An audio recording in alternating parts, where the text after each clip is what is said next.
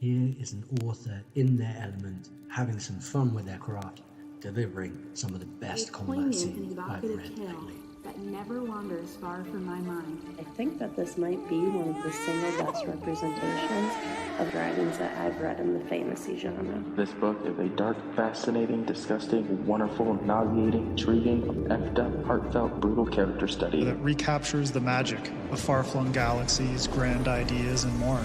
There's so much this book gets right. Like any good map, you're aware of the destination it's leading you towards, but the way it takes you there is very pretty indeed. An all-consuming dreamscape, the likes of Poet Morpheus. It's a neo-retro futuristic fest, with alien menaces and gunslike goes hard.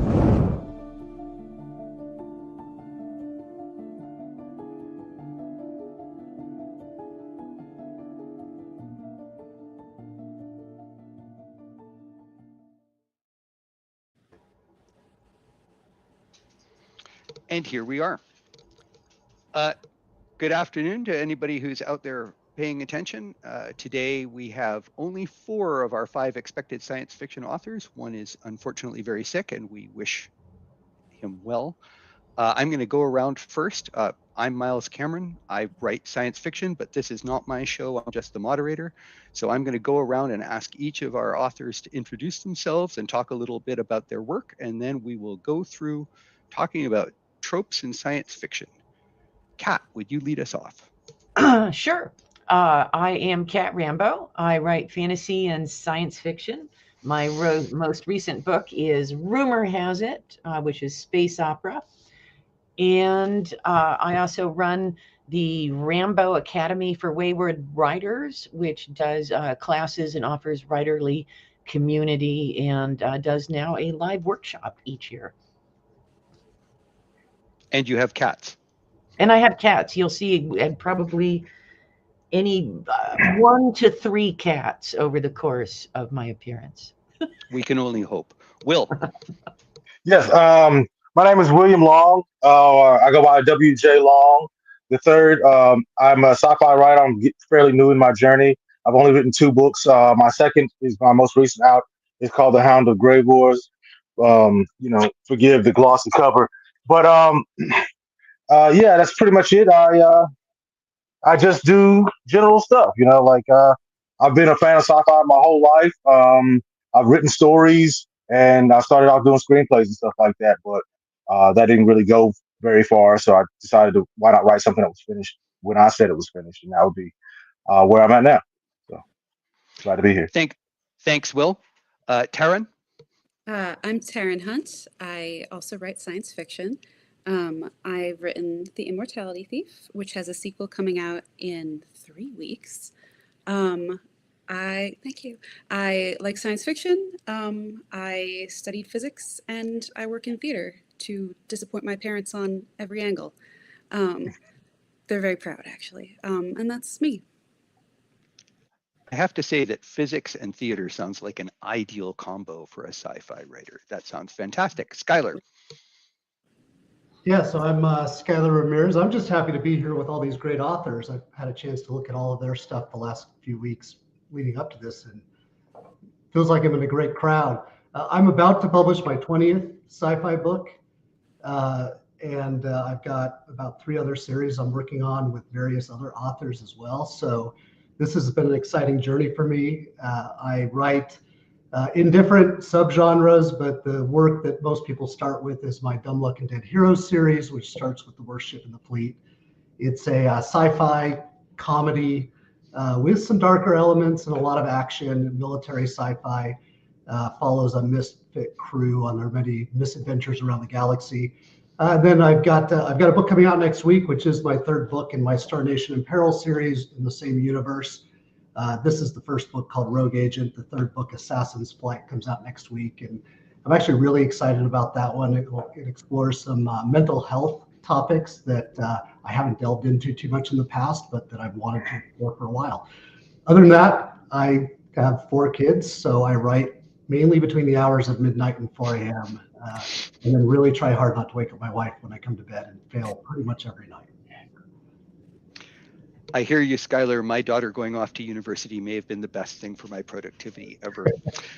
Okay, with no further ado, I'm going to jump into our topics. I'm going to start with Will, and my first question is, why do you think genres and in specific sci-fi have tropes at all? And why do you think they exist, and why do they persist? Well, I think inspiration is the biggest reason why they persist, in general, right? So um, there's you can't write a book, or no one writes in a vacuum, I guess, is the argument. And so, so if you're talking about a Bradbury and he writes like the Martian Chronicles, that trickles down, right?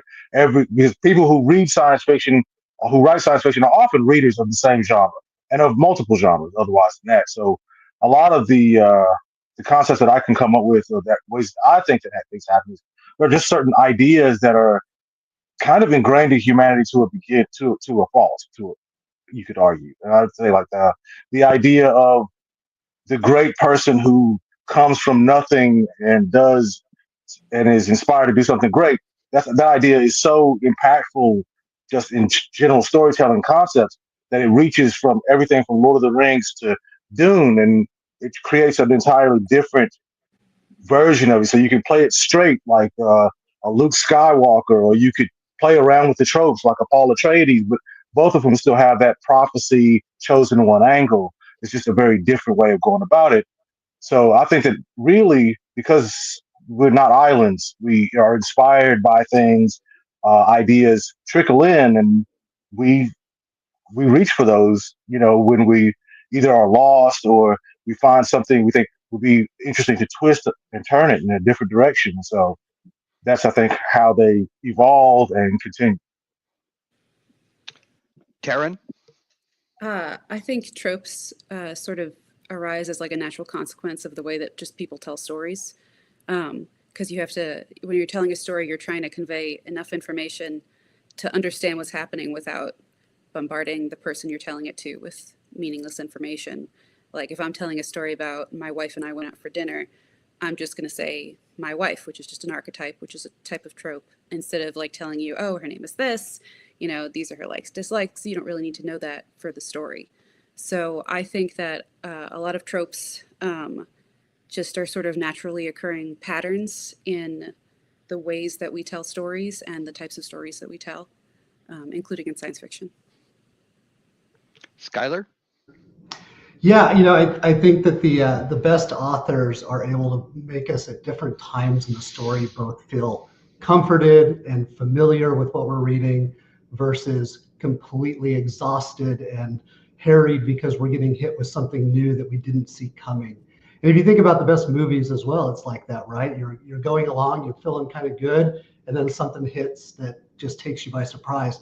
And I think that tropes allow us, and maybe I'm just building off of what Taran said, tropes allow us to speak a common language with our reader, and they allow us to give our reader something familiar that they can hold on to, so that when we do hit them with the unexpected, it truly is unexpected. But they also don't finish the book feeling completely spent and exhausted. Some authors are able to do that. I'm not. I like to vary the times that I'm surprising them versus making them feel like this is something that maybe they've seen before in a different way. Take us home, Kat. Oh gosh, everybody said such good stuff. I think that tropes are both an incredibly useful tool for writers and an incredibly dangerous tool. I think they're really handy because, as Taran said, they're great patterns, right? They're useful, and they're useful because our readers know them. Our readers kind of when our readers are constructing the story that they are creating in their head based on what we've written, that is a super handy thing. But it's when we use them and don't make them our own kind of distinct version, that, our own surprising version of the trope, then I think it can become writing that gets a little predictable. So, pardon me, I was originally not going to talk a lot in this, but we're missing a person, so I'm going to put in from time to time. This is not one of those times. I'm just sort of like warning you. I'm going to go back and forth between tropes we like, tropes we don't like, and how we use them as we go through the panel. And it's quite all right to say, you know, there are no particular tropes, but I sort of wanted to make a general statement first, which is I'm leaving aside the tropes that I am pretty sure we all hate: misogynist tropes, racist tropes.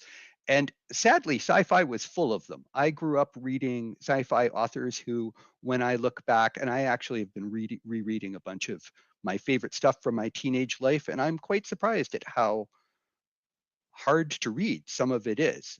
And some of it really sort of slaps me in the face. But just for the purposes of today, I don't think that's what we're after. If you have one you want to talk about in specific, great. I'm not here to stop you, but I think we all can all agree that there are tropes that are so bad we're not interested in how they could be played. Anyway, I'll move on. For question 2, I'd like it if you could name a sci-fi trope you dislike, and then talk about what you dislike. And do you dislike it because of what it represents, or do you dislike it because it's been overdone? Or, and this is the original title of our panel, or because it's dated. And if it's dated, how is it dated? Why is it dated? And I'm going to warn you that we're going to come back to this later, both what we like and what we dislike, so we can sort of explore how we use them in writing. But for now, I'm going to start with Taran and say, name one you dislike if you can. This is not necessarily just a sci-fi trope, but it's used in a way in sci-fi I don't enjoy, which is sex as a rite of passage, especially when it's like a robot or someone who's having like a Pinocchio story who wants to be human, and then the way that they do that is through sex. Not my favorite trope. And would you be willing to say, is it the point of view or the reputation, or just been overdone? I just think that it can be done very interestingly, but in general, I don't find it super interesting to reduce a character's personhood to penetration, basically. Gotcha. Skyler. Yeah, so the one that really gets me is the monolithic alien race. And I actually think this goes back to some of the racist tendencies that we have in society that you mentioned, Miles. When we take this group, this alien group, and we just make this broad assumption that they're all good or they're all evil. And it becomes this foil for the hero to fight with or against. And if we really want to stop and think about it, I think one of the hallmarks of sentient life is that we don't all agree with each other, and we all have different points of view. And if and when we do ultimately meet a race from outside of Earth, I don't think we're going to meet this monolithic society that all has the same goals and the same hopes and the same dreams and ways of behavior. I expect we're going to find that they're very much like us, very fragmented and have different factions believing and going for different things. And I think when authors go with this monolithic race, some have done it really well, but I think for the most part, it can be a little bit of a lazy storytelling device, a way to create a bad guy or a good guy without actually having to put a lot of depth to it.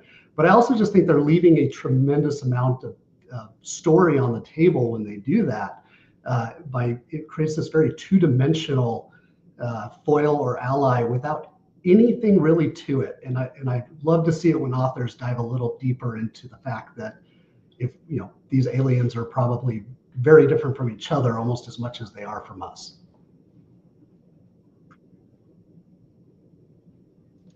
Kat. Yeah. For me, it's the space monarchies and space kings and queens, and the idea that the inevitable form of government somehow in the future is that we've gone back to a feudal state. Because I think it's so much more interesting when there's lots of different types of government and lots of, like weird, wacky ones, right? We're writing science fiction. Let's really kind of get out there instead of sort of retrogressing. I mean, you can have a couple here and there might be, but it shouldn't be nothing but space emperors, in my opinion. And Will. I don't know whether I dislike it as much as a mild irritant when it shows up. That the sentient alien creature that is sidekick or pet, right? Um, I'm thinking your Chewbacca's, your Bumblebees, along the lines of. I speak more of a filmic language, but definitely like this whole, you have a a race or individual that's with your team is mostly human, and then this guy's like kind of doesn't really have any significant agency in the plot. He's just kind of there to be the big tough or strange cool character, and I think that's kind of, well, in my opinion, a little bit lame, but that's just me. Well, I'd really like to second that. I kind of feel that way about almost all sidekick characters across all genres. I always go like, someday I want to write a sidekick novel where the sidekick is like, yeah, once again, I'm going to do what Dickhead says for my own reasons. Anyway, I would really second that. And if you guys know me, I'm a big history buff, and I want to go back to what Skyler said and said one of the most impressive informational things I've ever read was the account, which is available by 2 Japanese ambassadors who were taken by the Portuguese from Japan in the 1580s, taken all the way to Rome. And they had thought they were dealing with a monolithic culture called European Christianity. And in the process, they end up writing home to their dads going like, wow, they fight amongst themselves and hate each other just like we do in Japan. Like they're broken into thousands of countries. Don't trust them. And I remember reading that and going like, oh God, I've got to use that in a book someday. Anyway, pardon me for the interjections, but I'm a big science buff, and I like, in a way, the experience of humanity is what we have, even when we're designing alien races. Why would they be monolithic? Okay, let's go around and talk about sci-fi tropes we've used in our own work. And I'm going to let Skyler to start. It sounds like a really short question. I really liked how everybody pretty much hit on how, and pardon my language, but how a trope can be a good shortcut to get through to the reader quickly. So if you could describe a trope you've used and how it got you where you needed to go, I think that would be fun for the listeners. So don't tell Kat, but I used a space monarchy in my one series. But to be fair, surrounded by different forms of government that they're all at war at. So I'll castigate myself later, because I do agree with you, Kat. I think that sometimes we make the mistake of thinking humanity will regress too much versus progress in a lot of those areas. I think the one that a lot of us are guilty of that I've never been able to think of a way around is the trope of faster than light travel, this magical form of transportation that will somehow take us from star A to star B. But it's hard to write sci-fi without that unless you're writing more near future like The Expanse. You really have to have a way for humanity to get to other stars and other planets. And Heinlein had these torch ships, these generational ships, and I think that was a good way to do it, but it limits your storytelling. So I think at one point or another, most of us as sci-fi authors have been guilty of creating our own magical faster than light travel systems. And even then, maybe redefining those systems a little bit as we go to meet the needs of the story. I think the best authors that use them are able to keep the physics, such as they are, fairly consistent and fairly believable. But we all have to have a magic warp drive somewhere if we're going to write about the far future. So I'm guilty of using that in every book I write. Kat. Space pirates is something that I have used, and it's really absolutely hypocritical of me, because back when I was editing fantasy magazine, when I first started, it was the year of the pirate, because Pirates of the Caribbean had just come out, and there were 3 different theme anthologies, or the 3 different theme anthologies and 2 magazine issues that were all pirate stuff. And all of the stuff that came to me would have churned through these 5 markets, which meant that I was not getting the cream of the crop. And so for years, I was just like, I hate pirates. I hate pirates. I'm never going to read pirates. And so then for me, when writing my space opera, to go, oh yeah, space pirates. is as I said, and completely hypocritical. But it was so much fun. And it was fun to describe the pirate. Well, they don't really talk like pirates. They don't go "arr." No. They don't have space parrots on their shoulders or anything like that. No, but it was fun to do their habitat. And there's a scene where people are trying to escape, and it's basically kind of like through a drunken pirate party. And I had a lot of fun with that. And so space pirates, because they're fun. Will?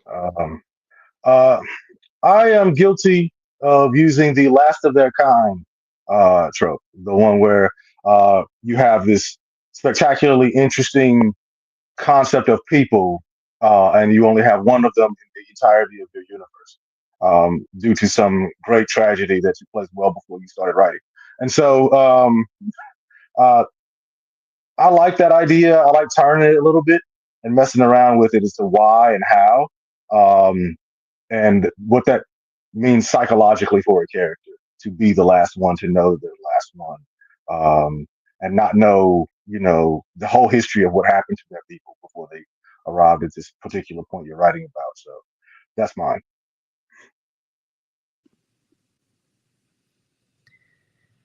I really like a creepy abandoned spaceship. Like if you can use the words haunted house to describe it, I love that. And then found family, especially in Immortality Thief. And I really like three-person dynamics, like character groups that are groups of three, because I think you can get all sorts of interesting relationships going on. So I tend to use those things in what I'm writing.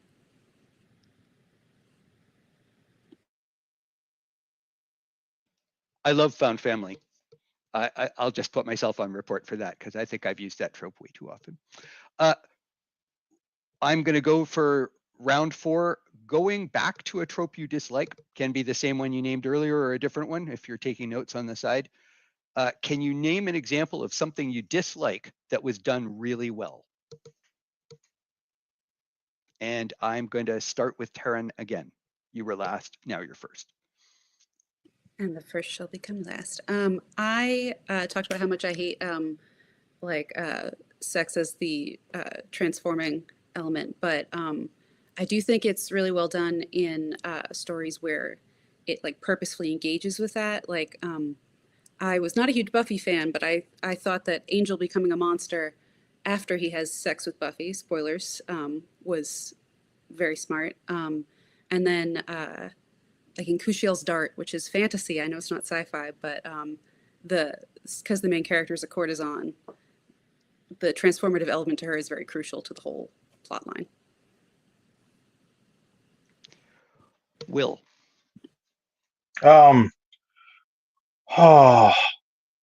Well, I mean, I think the best way, I guess the turn on its head of the individual, based on the trope I mentioned earlier, the individual that is kind of like sidekick to the main character, would be Mr. Spock. Is probably the best one I could think of turning that whole idea on its head, right?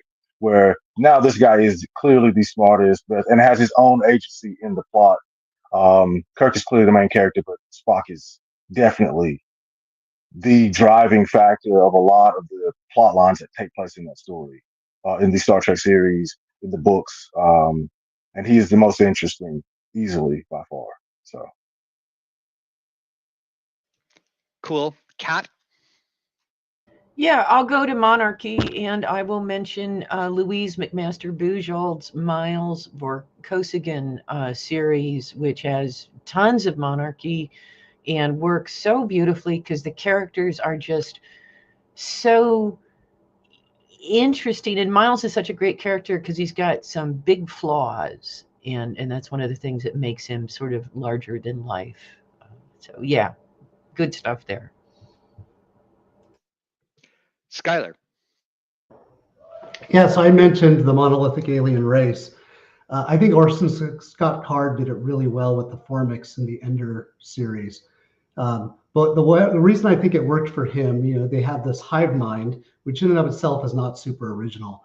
But what made it work in those books was that he presented them as so alien and different from us that there was no common frame of reference. So that, again, maybe spoilers here, the Formics are attacking not because they view humanity as a threat, but because they simply don't view humanity as sentient. They can't understand a race that communicates and acts the way that we do. And so in their minds, we're more of a pest to be eradicated. And so I think he did a good job of taking this monolithic hive mind alien race, but still putting it in a way where he played even further along they're different from us track to the point where it just worked. So that would be, I think, one area that it's been really great. And then I think, going back to my earlier comment about we all use warp drive or something, I really do enjoy the way the Expanse series actually makes use of more maybe realistic science and doesn't go down that magic route. So maybe it's a counter to the tropes that I like that we have to use sometimes. I just, along those lines, Skyler, I want to put in a pitch for my favorite sci-fi author of all time, C.J. Sherry, and say, in her universe, she does a marvelous job of starting out with non-light speed and then showing what would happen if light speed ships became available. That I just reread all of them and went, nope, this is still great.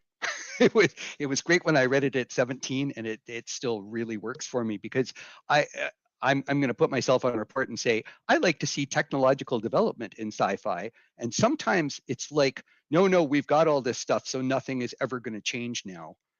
So the way she showed change, I thought that was really awesome. Can you name a trope you like that you haven't used yourself?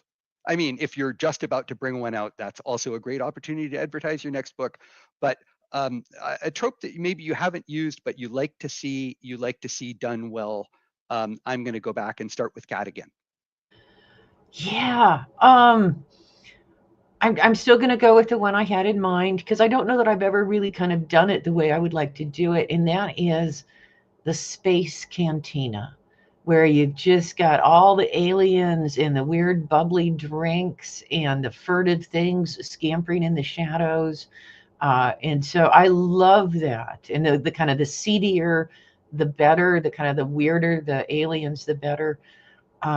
So yeah, I'm always going to go for that. And I don't think I have used it. Now I'm going to use it in the next book.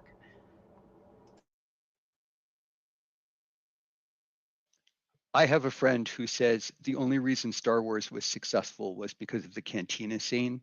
Just saying. Gonna go to Will. For me, it's coming up. I haven't. My series is about halfway through it. I know some of the things that are coming down the pipe, and I was like, the biggest one that I can think of that I'm dying to do in a way that's kind of unique and different is the "we're not so different" trope, right? Where the villain and the hero are, "we're not so different, you and I," right? And why that is and how that works, and the pushback or pull in that comes from that. I'm looking forward to pulling that one off in a very interesting way because more often than not, it happens so frequently that it can get kind of boring or blah. But like I think that if you can seed it properly, and that the reader can see it before the villain says it, or then I think you can probably get there and make that work in a way that doesn't like make you roll your eyes when you hear it. Skyler. I've always wanted to write in the first contact trope, and I haven't yet. None of my series yet have alien civilizations in them. And I wish I could remember the book, but I remember reading one about 5 years ago that for the first half of the book, you thought the story was about an alien race arriving on Earth, and the people of Earth not being sure if the aliens were hostile enough. And then about halfway through the book, the narrative evolves to the point where you realize this whole time you've been reading about an alien race and humans are visiting them. And it kind of turns your whole perception on its head of like, oh, wait, we're the bad guys. And it wasn't that they were necessarily good versus evil, but it was more of like, oh, okay, some of the weird things earlier made sense, but also this idea that, our perceptions versus their perceptions can be so wildly different that they're not going to see us the way we see ourselves and vice versa. So I'd like to explore that at some point. I just haven't gotten around to it. Taran. That was that Twilight Zone episode too. I love that Twilight Zone episode. But what I would like to write, but I've never written, time travel. Has a whole host of associated tropes, but I'd love to write some time travel, especially connected with some of the weirder aspects of physics that make time travel theoretically possible, like frame dragging around a black hole, something very strange and weird. And I think that could be a lot of fun. Cool. I'm going to toss in on this one because I have one that I've always wanted to write. I've started it about 6 times. For people who are listening who don't know this, I was once upon a time an intelligence officer. I used to pay a lot of attention to significant world politics. And I've always wanted to do the destroyed, maybe million-year-old alien spaceship from a long ago space battle cruises into Earth's system, and the right now political systems have to deal with how to get there, how to get its technology, do you share or shoot? I think there's, it's been done. I just think there's lots of room to do it, but every time I start writing it, I think of something else I want to write. And anyway, that is the trope that I most, I don't know, chew on. Okay, I'm going to go to standard tropes of world building, and I'm sorry, I think Taran proposed this one, so I'm going to start with her, but on settings. Was that you, Taran? So I loved this one. So some of the standard tropes of sci-fi are world building and settings, cyberpunk cities, ruined 40K settings. For maybe you don't all know what 40K is. No, everybody knows, right? Okay. Clean starships, dirty starships. What settings do you love or hate? And what have you read lately that had a really original sci-fi setting? You can brag about your own book too, if you like. Taran, it's you first. Like I said, I really love creepy abandoned spaceships. Like I watched Event Horizon probably too young and it changed me. So I love a good abandoned spaceship. What I read recently that had a really interesting setting that probably everyone else read years ago when it came out was the Annihilation series, which is just such a fantastic like sci-fi bio horror where the setting is so much of a character. And I thought that was very, very, very cool. Thank you. And Skyler, we'll go this way around. Yeah, I mean, I used to be, I still am a huge Star Trek and Star Wars fan, but I always was a little bothered by the clean starship trope as a setting in Star Trek. Like, I'm sorry, if humans live on something for that long, it's going to get messy. Not everyone's quarters is going to be perfectly clean. And so I always preferred the way Star Wars portrayed its spaceships. I really don't mind any other settings. I would say one that I think has been a bit overdone in the last 20 years is the post-apocalyptic reversion of technology back to a Stone Age state. And while I think maybe the reason it's been overdone is that it's actually a somewhat realistic scenario, but I just think too many authors have used it too heavily. And some are really good at it, but there's a lot of Me Too's out there that, I think take it and run with it because they know it'll sell. But don't actually have an interesting or unique take on it. Kat?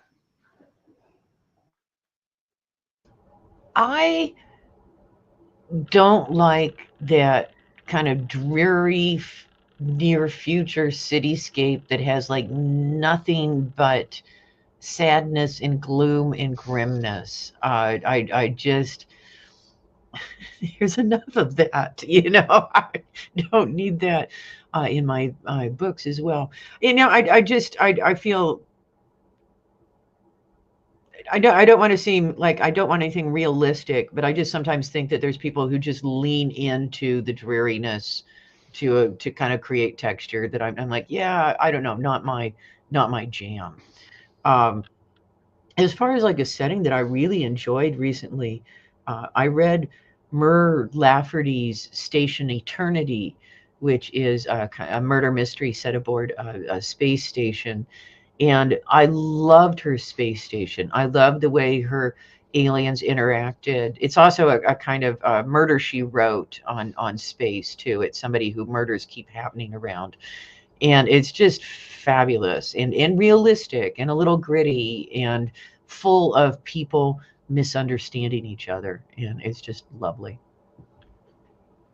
Before I hand over to Will to bring us home, I just want to say I am also a lover of Lois McMaster Bujold, and the way she manages to do a at times grim universe, and yet people go to balls and have parties and so on. Like, yes, I do sometimes wonder when I read a certain kind of cyberpunk, like, is there a good bar anywhere in this city, or do people just sit around being depressed? Anyway, sorry, Will, your turn. No, it's okay. I had just to be fair, to admit my shame, I just this past year finished Hyperion for the first time, and I was very surprised and enamored with the way that the world of Hyperion, once we actually get there, how it unfolds and how it looks. It played so against another one of my irritant tropes, which is the single biome planet concept, and so that there's so many different areas, just like Earth. You would think that a world like that would have. I mean, even Mars, which is the red desert planet, has polar ice caps. So like, there is no single biome anywhere, or at least I guess not on a world that's similar to Earth in any way. And I think that that's really crazy to see in a time when I thought that writers were just kind of like Arrakis a desert. You know, like things were just like just simple in their way. So that's fine. Okay. I want to say that we're halfway through the questions and we're not halfway through our time, so I'd like you all to talk longer. Be long-winded, tell stories from Dungeons and Dragons campaigns you've been in, please. Fill the space more. No, I think we're doing great. I just, we needed the fifth person to fill the time. Okay, so next question, very open-ended, and I'm going to give it a bit of an intro. Comment on the presence of AI in settings and the impact of our language learning models on our AI tropes. Now, when I phrased it that way, it's because I don't really see language learning models, which people call AI, as being the AI that science fiction wanted it to be. But maybe parsing that as a difference isn't important to people. But I feel like AI goes back a long way, at least to HAL, in being a sort of standard trope in science fiction. And I'm curious as to whether you think it's dated, it's changed by our interaction, or anything else you have to say.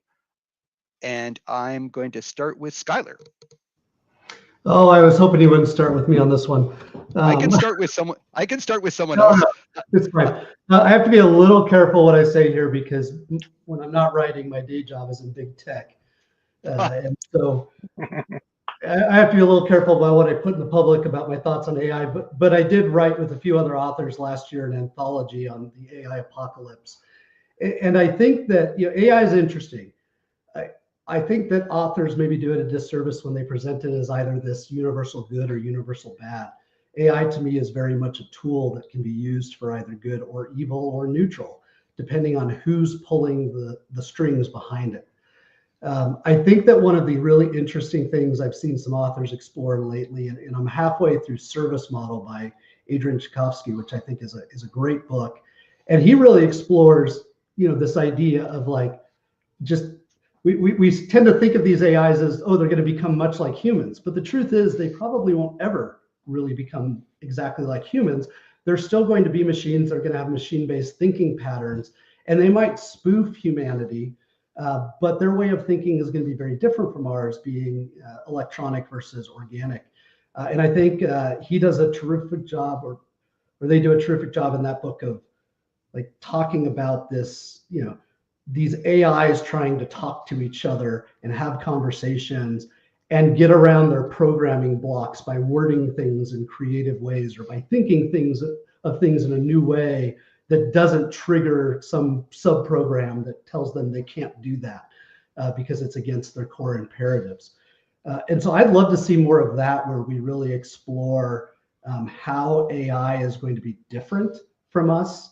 I've got one of my short stories, The AI Apocalypse, is the idea of an AI that runs a warship in the near future out traveling between Earth and Mars during a war, and how the AI has been subsumed and is keeping things from the crew, but controls what the crew sees, what their sensors say, everything, and is lying to them along the way. And how one crew member has to unravel this by asking the AI the same question, but in different ways, because every time the answer he gets back is not quite sitting well. And so he keeps asking these questions over and over again until finally he comes up against something that makes it clear the AI has had some new programming installed that's blocking it from being able to actually help the crew.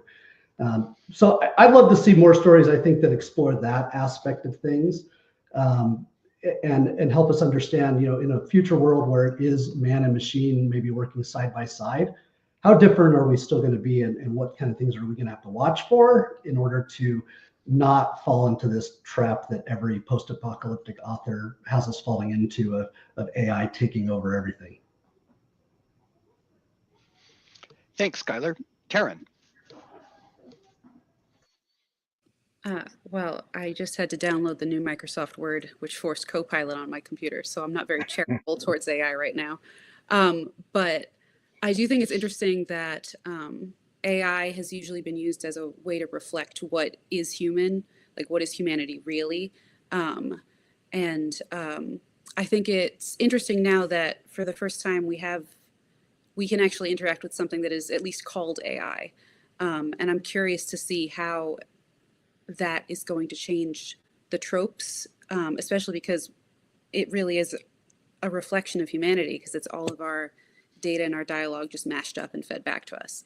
So I think that is very interesting. I do like the AI tropes, like in Battlestar Galactica, where it's so focused on the existence and what is human of these Cylons. But I also like in Neuromancer, where AI is almost more of a god, or like a fey creature that is bound by all these rules and has all these motives that we don't necessarily understand, but that does affect humanity. So I'm just sort of interested to see how writers will develop AI tropes as they are, and what will really resonate with readers. Thanks, Taran. Will?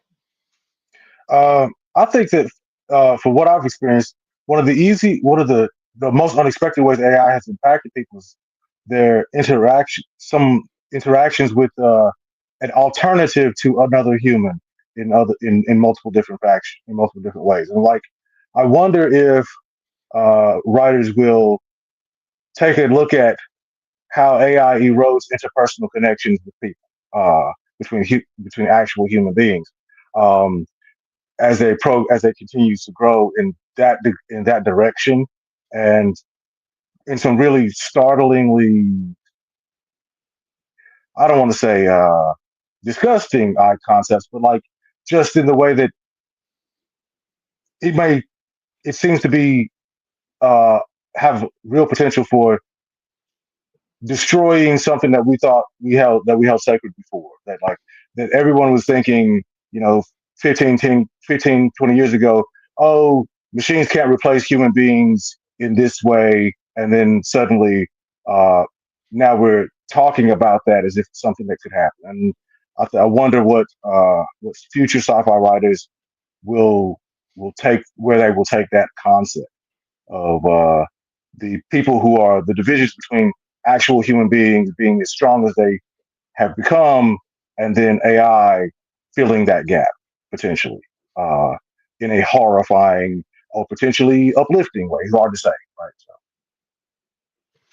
Before I go to Kat, I'm just going to put in for myself that I find language learning model AI incredibly frustrating. As a historian, I find that I'm fed the most nonsensical answers. As a writer, I find I'm being fed words that I don't want. And the equivalent of call centers, which used to actually sometimes provide information, I now imagine an entirely dystopian bridge of a starship where human is going like, no, I want the torpedoes. The torpedoes. and the AI says, could you phrase that request again? I don't understand you. Anyway, I say that for comedy value, but some of my faith in AI as a sci-fi trope is being eroded by the reality that I'm presented with. I can easily imagine, I can sadly imagine intelligence analysis being replaced, human beings being replaced by AI, and then being put in the position of having a decision maker say, I know this isn't true. So what does that say about everything I've been fed in the last hour? Like if this one fact, my dad was an academic and he used to say he always had a problem reading an academic work that if he didn't know much on the subject, but the one thing he knew about was wrong in the work, what did that imply about everything else? And that doesn't make language learning models look good. Anyway, Kat, it is your turn. No worries. Miles, I did want to mention, if you don't have the chat open, Eleni and Aerith777 have both asked interesting questions that you might add to our list. Kat, I was going to bring up Eleni's "Are there two different tropes?" question when we have a moment. Yeah, I'm following it, and also all the Morosini comments, which I thank you all for. Awesome. Yeah, AI. So, I mean, I think it is so important to remember that what we're dealing with the language model stuff right now, the language learning models, is not. It's not AI, right? It's not AI the way that kind of like science fiction writers have been using it. And so, can we achieve the kind of AI that science fiction writers envision, where we are sort of like creating a human brain surrogate, right? Maybe. I mean, everything's possible. I think, I don't know, right now, I just think that the language learning model stuff has just poisoned the waters so badly.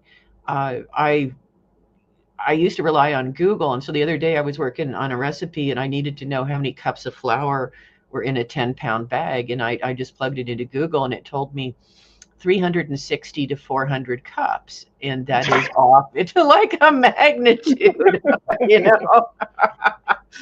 it's just all like that, right? It is this sort of incoherent illusion of coherence. And so, yeah, I don't want that to be the way AI goes. I don't want to be interacting with Chat GPT or some improved version of Chat GPT, and nor do I want it writing my books. But I would be very interested to see a book that an actual kind of artificial intelligence of the sort, if anybody's read Ray Naylor's The Mountain Under the Sea, there is a wonderful artificial intelligence in that, as well as a non-human intelligence, and it's all about their communication. And so, yeah, I would love to see that. Chat GPT, God, no, it's just, I'm tired of this. All right.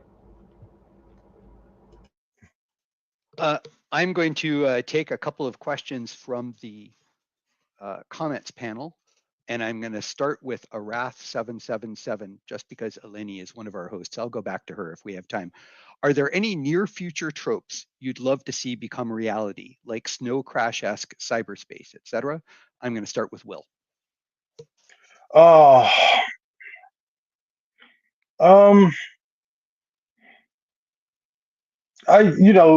I personally don't think that a lot of the tropes, well, I mean, sadly, the only one that seems to be coming true is the corporations run everything. That's not what I'm looking for, but like, I don't know that there's any near future tropes that I actually prefer. I mean, I guess the I don't want to say homogenized, but the conglomerated human culture concept, I think, is one that I really like. Where languages merge slightly and cultures merge in a very seemingly organic way, as opposed to like one overrides another as it currently is. Right? So like there are those regional biases. I mean, something closer to the melting pot dream of America than what we currently have. Where we're all merged together in a way that strengthens everyone, right? As opposed to like undermines or diminishes. And so I guess in that regard, I would like to see that one. Skyler. Yeah, I don't know if I have a good answer to this one. I'd love to see, and I've seen this in a few sci-fi novels where technology becomes so overwhelming that we take a step back from it. Not that we abandon it completely. I think it's unrealistic that we would ever completely abandon our technology.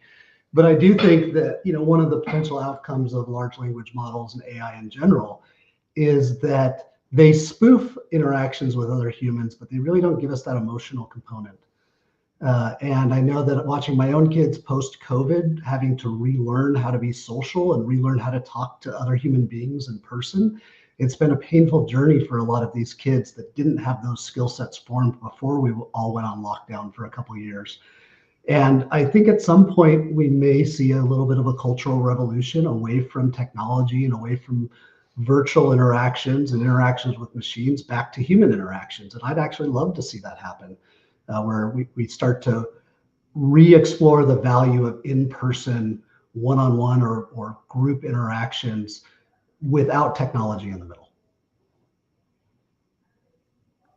Before I hand over to Taran and Kat, my 2 cents worth is world government. I'm not sure that nationalism is as great as everybody seems to think, and I think it might be time to move to having some adults to maybe keep the kids from fighting amongst themselves. Anyway, that's my 2 cents. Taran.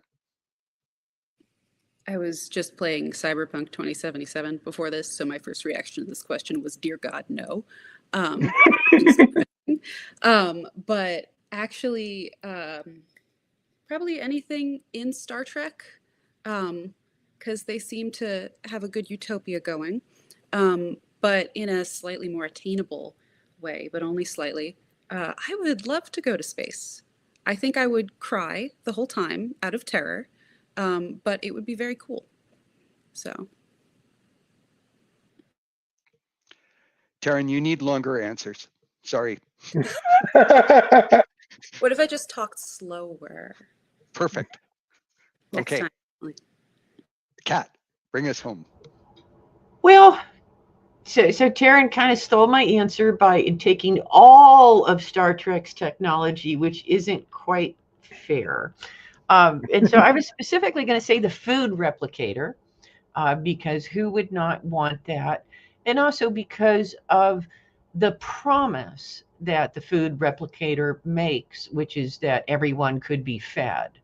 And I think that kind of that post-scarcity society promise is one that I certainly would love to see. But also I would love to be able to go down and get a hot chocolate tailored to my specific preferences just by punching a button and not having to go out and drive in the 12-degree weather to go to Myers to buy it or whatever. That sounds just heavenly, and I would like that to happen soon. If we can have Star Trek, this is going outside of near future, I'd like Ian Banks's culture, where everyone can be anything they want to be at virtually any level, and there's giant 40-kilometer long starships, and you can go anywhere you want. Sorry, I'll take that. And there's no scarcity, and pretty much everyone is a postmodern Marxist. Fine. Okay, anyway, I'm going to go to Eleni's question, which is complicated. I hope you're all taking notes. Are there any two very different tropes that you think would work together well in one story? Also an opportunity, if you've done this, feel free to brag about it. So 2 tropes, 1 story, working together. Taran is the only person smiling, so I'm starting with her. Caught me. I think that tropes that are sort of opposite in vibe working together can create some very cool stories. I'm sure other people have done this, but I'd love to read or write a story where the AI is very much more explicitly like a fairy type thing, because there's all sorts of rules with fairy courts that I think are replicated fairly well by like the rules that an AI has to follow and the differing motives that are not necessarily human and are neither beneficial nor malevolent. So I guess fairies and AI would be a combination I would like. My answers have to be longer, so I will say that in my book, I combined a main character who's very much of a playful rogue type, and then I stuck him in a horror spaceship, much to his misery. But I like the juxtaposition between those two things that don't usually go together. 3 cheers, Taran, because one of the things I also like haunted houses and ghost spaceships, and I'm always like, why don't they even ever have a happy extrovert? Everyone is desperate. Anyway, He's so unhappy. Fair. Cat. Yeah. Oh man, I've been searching my brain. Well, and I was thinking about 2 tropes that I love are Western in space. And so I was thinking, like, where else could you put Western? And maybe a Western in cyberspace is something that has possibilities. I don't know what that would look like. So, I mean, it's hard. It's hard to think of two things that really go well together that hasn't been done already. Is it? I mean, I would love to invent the great new flavor, and we can all kind of, it'll be like something punk probably, and we will all then become founders of the movement of it. But I don't have it right now. Hope punk though is I think that's one of the great combinations of opposites that I love. Will? My brain immediately goes to like opposites in that kind of way. Like the first thing I'm thinking of, because in my series, the Silver Sight Saga, is kind of a juxtaposition between the man-made monster and then the monster-made man. You know, that idea of two separate characters moving in diametrically opposite directions and then clashing. But I mean, it's like, I'm not sure that's what the question is asking, to be fair, because those two things kind of go together already. They're kind of hand in hand. But yeah, I think that's much more interesting. Sorry. There aren't any rules, Will. You can answer the question any way you want. Okay, I was just saying, it's like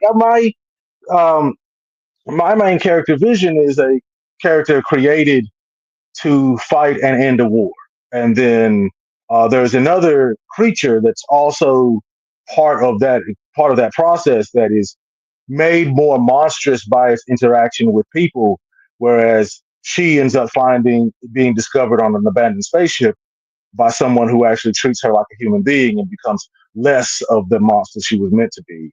And eventually those two forces circle back around in very interesting, hopefully interesting ways. And so that's my answer, I guess. If that makes any sense. I don't know that it actually fulfills the needs of the person who posed the question. My answer is mythology in space. It's been done. I still like it. I like reading it. So the Iliad, fairies, anything like that, but done in a way that does not kill suspension of disbelief for the reader.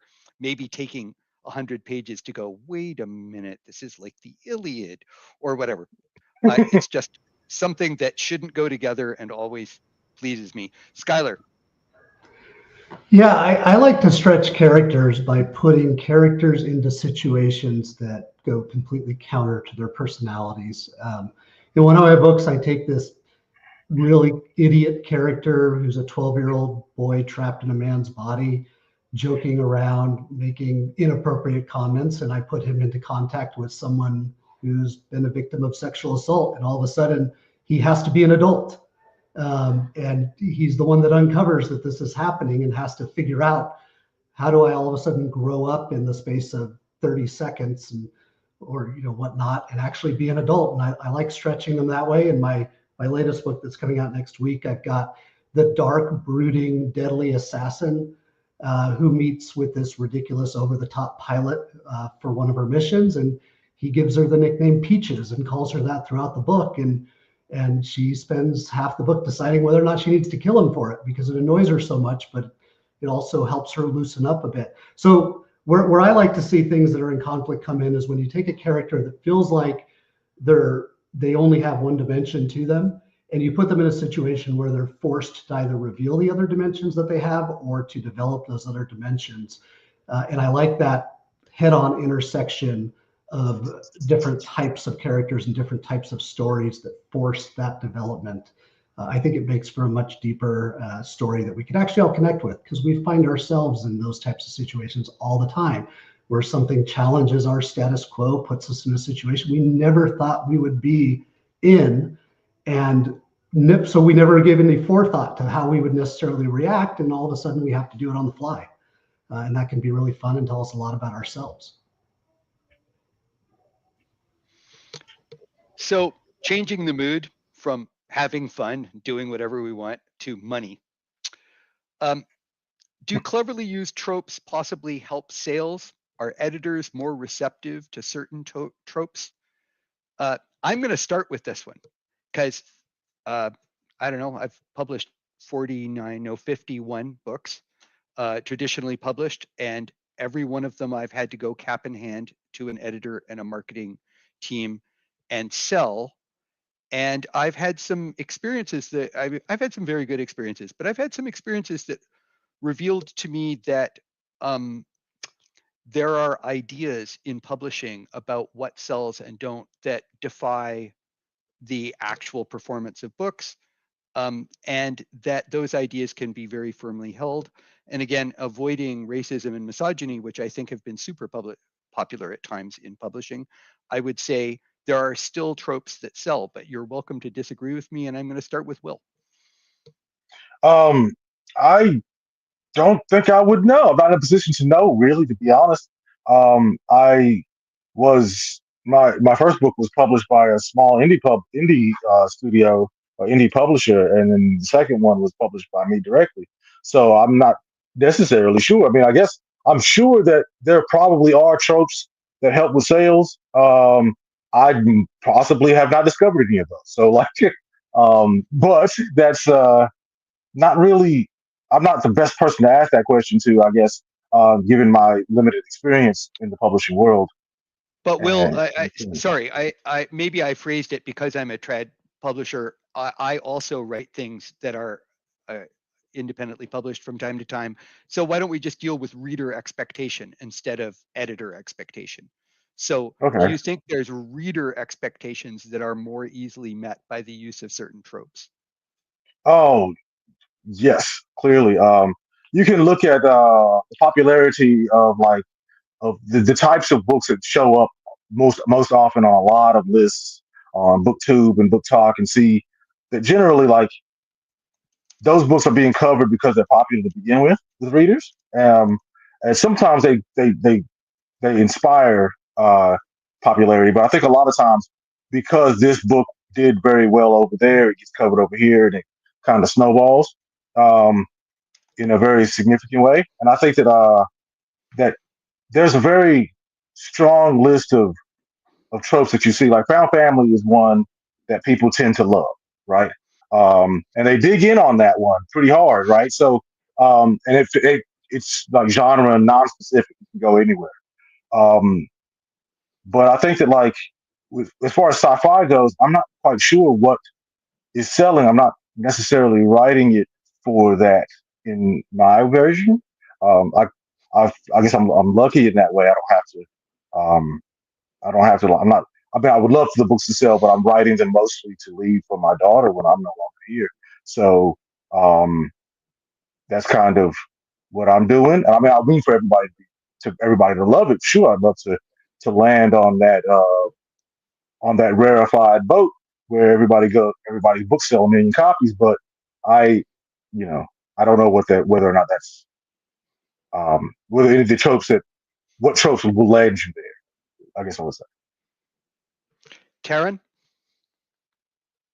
I think publishing goes in cycles. So about 10 years ago, like hard sci-fi was really in, and now that's not in as much. I think it's more of like a cozy vibe that's popular right now.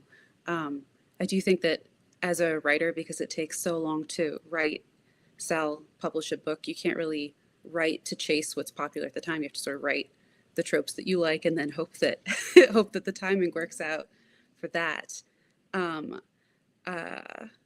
The chat dared me to say Found Family and Haunted Spaceship again. So I'm just going to say that those are selling very well, and those are great tropes, and we should all write them. But I also think that right now, with the success of Gideon the Ninth, there's been a lot of murderous lesbians in space, which is a fantastic combination of words. But I think that a lot of the times there will be one story that has a bunch of tropes that resonate with everybody, and then there will be those tropes will be popular for a little bit, and then there will be another book with different tropes that resonate, and then those will be popular for a little bit. Taran, I'm going to take this opportunity to say that on my website, there's a free story that's Found Family in a Haunted Spaceship. And it's my Christmas story. It's just not very Christmassy. Skyler. Yeah, I mean, I think there's definitely tropes that sell better than others. And I think a lot of it has to do with the evolution of the industry. I've only published independently, so I really can't speak to the traditional route. But you know, when Amazon started Kindle Direct Publishing back in the day, they did this great thing, I think, by opening up to more authors that maybe didn't have the time or the skill set yet to go traditional. But the negative side of that is there's just a lot more books out there now. And so discovery becomes a problem both for readers and for authors. For authors, it's getting your books in front of the right people. And for readers, it's finding new books that you might like. And the way most of the algorithms work is they look at what you've read before and liked before, and they recommend something similar. So if, as an author, you're writing tropes that are popular, your books are more likely to get in front of readers, but that doesn't necessarily mean that you're writing the best books. I saw this happen. My first series didn't really have that kind of compliments game going. It's a little more of an epic sci-fi fantasy, and I think I made $300 in royalties off of the 2 books in my first year on like $3,000 of ad spend. And then I wrote my other book, The Worst Ship in the Fleet, that was a little more maybe popular tropes, and it took off. But now I've seen readers go from that to my first books, and they're actually higher rated. But the problem was, first off, getting those readers and getting them to come in, and popular tropes can help you do that. But I do think that there needs to be at some point a revolution in the industry of breaking away from this algorithm-based discovery that's only going to give you, you know, versions of what you've seen before, to something that helps you discover new things on a more frequent basis. I think that will help us be better as both authors and readers, because after a while you get sick of reading the same trope over and over again. It's funny you say that, Skyler, because the last words of our panel last year at this con were, go read one thing from outside your comfort zone. And I have followed that all year, and I just think that it's great. So I read Saint of Bright Doors, for instance, which from cover to storyline would not ordinarily, not enough swords, not my usual intake, absolutely fantastic. Yeah, we do eventually need to break up our traditional genres. Kat. Yeah, I think one of the things I really hope that people that are watching this that want to write take out of this is that no, there's not a magic trope that if you write about it, editors are going to go, oh, this is the one. But what you want to do is write the book that you want to write and enjoy the hell out of it. And really have a good time while you're writing. Because I do want to say, like, if you want a career that's going to make you money, accounting is going to do you a lot better than writing. So you might as well really enjoy what you're doing. So yeah, as far as like tropes that are going to catch an editor, I do think when you're looking for an editor, looking for an agent, do look at their other clients and see, you know, do they seem, you know, like, is every single book in their backlit in the list Found Family? You know, well, that might be a good one, you know, for yours if it's Found Family. But editors are as idiosyncratic as any reader, and readers are as idiosyncratic as any human being. So write what you want to write, and don't worry too much about who you're writing it for, would be my advice. Mileage may vary. All standard disclaimers. I'm going to ask another Eleni question because I think it's fun. Which school sci-fi movie, which I think she means old school sci-fi movie, whose future has come to pass by now, do you think is aged best? I'm gonna cut up her question a little and say, well-known sci-fi movie, which ones have aged well and which ones have aged badly? Feel free to ramble. I'm going to start with Kat, which is viciously unfair. Yeah, I mean, yeah. Well, this is interesting to me because like I did a writing workshop last year in November, and we watched a lot of movies, and I felt like most of them had, most of them aged pretty well, except for the gender stuff. I mean, like the gender stuff, the older it is, the more kind of fucked up the gender stuff is most of the time. I don't think Star Trek has aged as well as it could have. And I say that as somebody who loves Star Trek, who has gone back and watched it a bajillion times. But like when you watch that it's a very simplistic view in many ways. And I've kind of, one of the things I've learned over the years is human beings are pretty complicated. And I'm not sure that Star Trek would work the way that it does. And it's also very militaristic, which is, that's kind of weird. But yeah, gender stuff ages badly, and attitudes towards older people often age really badly.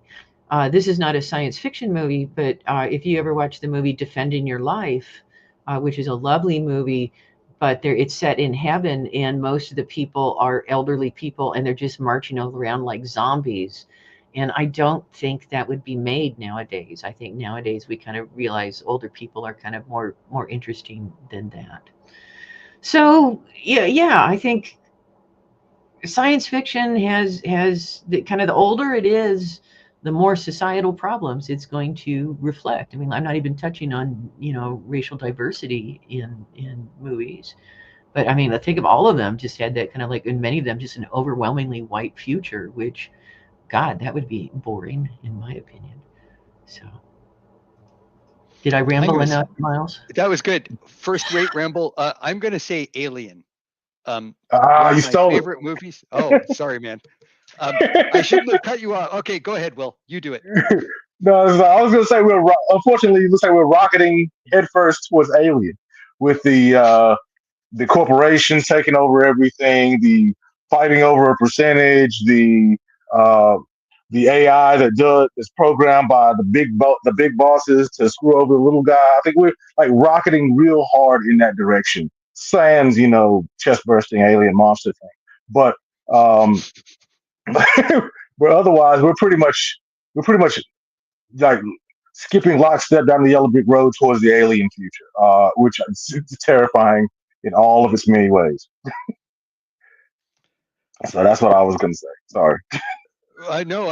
I'm going to go. I agree with all of that, but luckily I was going to go a different way and just say the way they use the technology and the sort of nice mix between what I call clean future and dirty future, and just the plot line, which has bits of haunted spaceship and like it's a horror film, but it's got a cat, and it doesn't follow almost any gender trope of the 70s, 80s, 90s, or even today. And Sigourney Weaver. Anyway, do you know why it doesn't follow those tropes? All those characters were written as men, every single one of them, but they just used last names. And so when Ridley Scott got there, he just decided he would cast it however he wanted to, and that's how we ended up with Ripley being like not written gender specific, and we ended up with these very interesting characters. They just wrote them all to be the same gender, and then we didn't have any of that. So that is fantastic. I did not know that. That is so cool. Well, good for Ridley Scott. 5 points for Gryffindor. Taran. I'm still kind of mad at Microsoft Word, so I'm going to say Terminator. Um, although it's kind of funny because they, of course, they picked a date that was far in the future from when they made the movie, and that was like 5 years ago now. But I also think older sci-fi movies will age well if they have like a real solid human story at the center. Wrath of Khan is my favorite Star Trek movie, and because the story is really about like Kirk's fear of aging. It has like a solid ground to it, so it's still really enjoyable to watch now, although I'm biased. And Alien, of course, because it's on a haunted spaceship with a found family.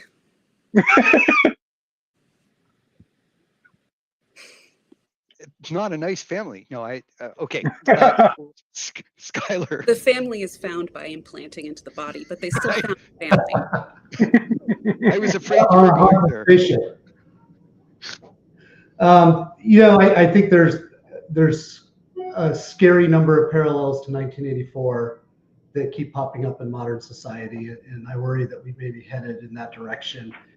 And I think that it's probably both sides of the political aisle that are pushing us often towards, a future where maybe we aren't encouraged to think for ourselves. And so one of the things I actually love the most about sci-fi is I think sci-fi is one of those areas where we can challenge the beliefs that we have today. We can challenge the mores that we're used to and the patterns of thinking that we're used to, and really branch out into more, but also call attention to some of the problematic things happening in our society. I also want to build on Kat's mention of Star Trek, because while I'm also a huge Star Trek fan, the way they work with technology just feels always completely unrealistic to me. And I know it's like a science and exploration / military vessel, but let's be honest, everyone on those ships knows way too much about every piece of technology on those ships. And like, I don't know how I work in tech, and I don't know how my iPhone works. Like, if you asked me to explain the fundamental principles, I could maybe give you some of those, but I don't know 99% of what goes into making that phone. I think it's Nate Bargatze, the comedian, who said once that if he got sent back in time with all the knowledge he has today, he'd be helpless. He'd be able to tell people, hey, these really great things exist, and here's what it's like. Well, how does it work? I don't know. Like, he couldn't help anyone build it. And I think that that's more realistic, right? We're going to get to the future, and it's going to be like today, and that people will use technology casually, but only a small group of experts is going to know how each different piece of technology works. And it's not going to be this, oh, the ship is broken, let's fix it on the fly because we have everyone on the ship is a nuclear physicist.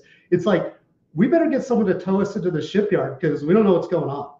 And I think that's much more realistic than the way a lot of sci-fi portrays everyone as a technology expert. Skyler, at the risk of incurring your ire, I'm going to, as a military veteran, disagree very slightly and say my experience from an aircraft carrier is that there is an incredible depth of fine-grained knowledge from the most surprising people who literally pop up and go, oh, I can fix that. Literally, a guy one day strolled in when we could not get something very technical to work and said, oh, I have a degree in computer technology from MIT. Let me sit down. And he rewrote code before our eyes and then strolled away. Like, and this. Yeah, you're not calling my ire on that, because I think you're right. I think that where it bothers me is when it happens in that more like, this random guy owns a ship and he knows everything about every piece of technology in it. I totally hear you. I just, Patrick O'Brien, who maybe you guys don't know, but he's a historical fiction writer about the Royal Navy in the 18th century and a superb historian. And he comments constantly on like the incredible depth of knowledge that any 40 Royal Navy sailors seem to have, since every time they're shipwrecked, they build a ship and sail away. I kind of feel like I wouldn't have been able to participate, but there seemed to be some of those people all the time. Anyway, I think we're down to our last question. So this is an opportunity, a deliberate opportunity for you to advertise yourself. I'm knocking 3 times before I say this. What are you working on now? What tropes are you using? Who would, I'll give you all a moment to chew on that because I realize springing questions on you is so unfair. Who would like to start? Fine, I'll be an autocrat. I will start with Kat. Somehow I knew that. What am I working on right now? Well, I just finished up a fantasy novel that I use a lot of fantasy tropes in, and I'm about to start the next space opera, the disco space opera, and it's called We Are Family. So there's going to be lots of family stuff going on, and what is family, what does it mean, and what are our obligations, and all of that. Okay, that wasn't long enough, but okay. Well, can I just mention, as long as I'm pitching myself, can I just mention to people, I do run a writing community that's online, and we have Zoom events, we have things designed to hone your craft. And if you're in a situation where your writing group keeps saying things like, well, this isn't what I usually read, then come to us, because we specialize in fantasy and science fiction and horror. Thanks, Kat. And Kat, I think you put it in the comments before, but would you put that group into the comments? Absolutely. And people have a clickable version? And while you do that, we'll go to Will. Okay. I'm taking a break in the middle of my series because I had a really hard time writing this last one. It really is a lot of false starts on that one. So I'm doing something different here in the middle. It's a paranormal thriller called Clearwater Falls, about a ghost town in which a murder takes place, and it may or may not be at the cause of a ghost. And so, it's using if it's using a bunch of tropes, I'm actually using it as a retelling of a spiritual retelling of the Medea story from the Greek play, and so that's what I'm working on right now. But you can get my other two books, Children of the Black and The Hound of Gravor, are currently available as ebooks and in print through like the usual channels, Amazon. Globally, it's available through like Barnes and Noble and several other places, Kobo and such. But yeah, that's pretty much what I'm doing right now. I know it's not Will, long I'm enough. going to. Will, yeah, it was great. Will, I'm going to invite you and all the other participants to put a link on if you want to put a link to your latest book or your current book or whatever, so people who are listening now can find them quickly and easily. It seems like the very best form of advertising I can offer you to just put a link in the comments section. Going to go to Skyler. Yeah, I mean, I've got a number of things in the works. I've got the third book in my Sci-Fi Assassin series coming out next week called Assassin's Flight. And that's the one where I really, I mean, on the surface, it's very much an action thriller, but I'm diving into some mental health issues in it, specifically some depression and anxiety that I think is something we've all been through at one point or another. I've got a series that I'm working on in partnership with another author right now that's going to explore AI a little more and what the future of AI might look like. I'm also working on two other series. One is maybe the best way to describe it is A-Team in Space. It's going to be a pretty stereotypical, probably trope-ridden romp with a group of mercenaries, but I'm hoping to use it to explore how people from very different backgrounds can come together and figure out how to work together. And then the other series that I'm in development on with another author, we're co-writing, is a little kind of somewhat similar, but Hardy Boys type stories in space. And you know, YA sci-fi hasn't really been the huge market it used to be, but we're hoping to write something that, you know, young adults and teenagers might enjoy. I think there's a whole new generation that really needs to be introduced to sci-fi outside of Star Wars. And so we're writing a series of books that we hope will appeal to them. But I'm happy to put the link in if anyone wants to start with my books. I think The Worst Ship of the Fleet is the one to start with. It opens up the universe of a lot of the other books as well. Please do, Skyler, although I suspect that that has been done for you. Could be. Taran. I'm superstitious, and I think it's bad luck to talk about my current works in progress. But I do have a book coming out in a few weeks. It is the sequel to my first book. My first book, The Immortality Thief, was a haunted house in space. It had a bunch of horror tropes in a science fiction setting. But the sequel is more of a spy movie / noir movie type vibe, which was very fun to switch it up. So I enjoyed having some femme fatales and some backstabbing, just lots of backstabbing, and a lot of heist tropes, which was really fun. Thank you, Taran. I'm going to be selfish because I have, I think, a couple of minutes and say I write sci-fi too. I have a series which is called Arcana Imperii, The Secrets of Empire. I'm not pro-Empire, but empires have secrets. First book was called Artifact Space. I just finished the third book, which is called Whale Song, day before Christmas, something like that. So it's just been sent into the editor.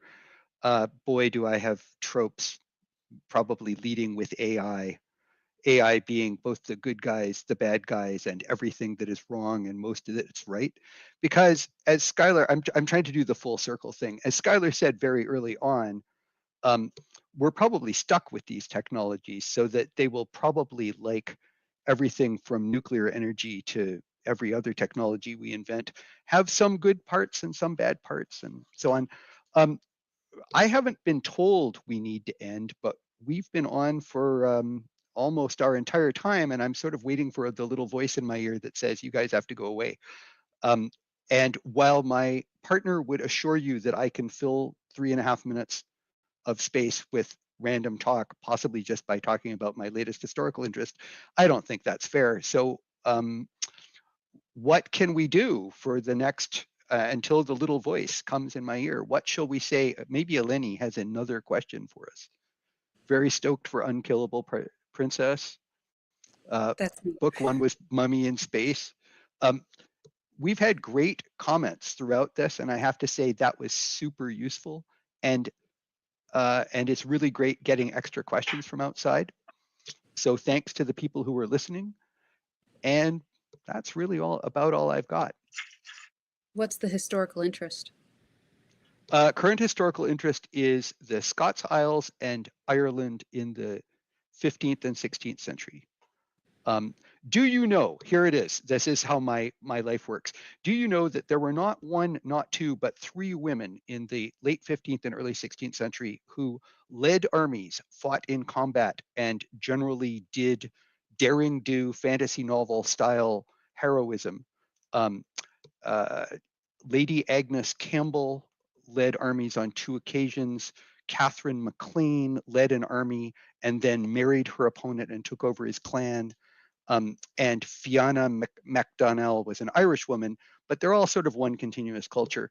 I'm very interested in women in warfare, and I always have been.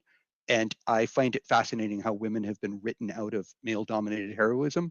So when I find these little things, I have a little 3x5 card of like every mention of female military participation. Anyway, women leading Gaelic and Highlanders, usually against the English. See, that was 2.5 minutes. Anyone else have a historical factoid for us?